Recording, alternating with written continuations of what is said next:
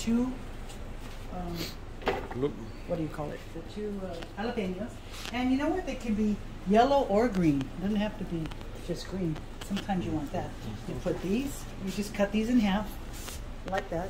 You cut these in fourths, and the only reason you do that is just so you help it chop. All right, so you like that. Then you put the lid on. Let's see. Oh, it's this one. All right, put that on. Now you just see it. That's just go pulse. Pulse it. Just to about that consistency, right? Then you lift it up. You throw the tomato sauce. You put this in. 2 of those. Half a bushel of this. Cilantro. Like that. How about that many? And then you throw the garlic salt. It smells good all the way from over here. And then you do it again. You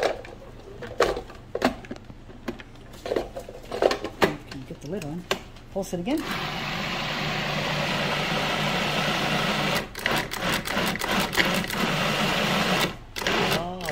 You're done.